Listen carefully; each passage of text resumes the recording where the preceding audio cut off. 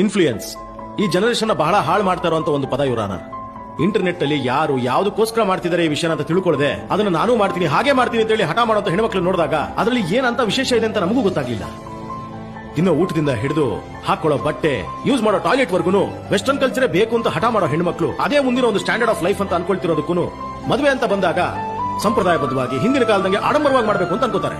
ಇಂತ ಕಾರ್ ಬೇಕು, ಇಂತ ದೊಡ್ಡ ಚೌಲ್ಟ್ರಿಯಲ್ಲಿ ಮದುವೆ ಆಗ್ಬೇಕು, ಇಷ್ಟು ದುಡ್ಡು ಬೇಕು, ಇಷ್ಟು ಒಡವೆಗಳು ಬೇಕು ಅಂತ ಕೇಳ್ತಾರೆ. ಮತ್ತೆ ನೀನಾ ನಾನಾ ಅಂತ ಜಗಳ ಮಾಡೋ ಹೆಣ್ಮಕ್ಳ ಹತ್ರ ನಾನೊಂದು ಪ್ರಶ್ನೆ ಕೇಳ್ತೀನಿ ಇವರಾನ, ಯಾಕೆ ಅದನ್ನೇ ವೆಸ್ಟರ್ನ್ ಕಲ್ಚರ್ ತರ 4 ಜನ ಸಿಂಪಲ್ ಆಗಿ ಹೋಗಿ ಒಂದು ದೇವಸ್ಥಾನದಲ್ಲಿ ಮದುವೆ ಯಾಕೆ ಆಗ್ಬಾರ್ದು? ಅವರ ಮದುವೆನ ಅವ್ರ ಕಾಸಲ್ಲಿ ಯಾರ್ಯಾರು ಮಾಡ್ಕೊಂಡಿದ್ದಾರೆ ಅಂತ ಕೇಳಿ ಅವ್ರಿಗೆ ಇಷ್ಟವಾಗಿರೋದನ್ನ ಒಂದೊಂದು ಆರ್ಸಿ ನೋಡಿ ಇಲ್ಲಿವರೆಗೂ ಅವರ ಪೇರೆಂಟ್ಸ್ ಅದಕ್ಕೋಸ್ಕರ EMI ಕಟ್ತಾ ಇದ್ದಾರೆ.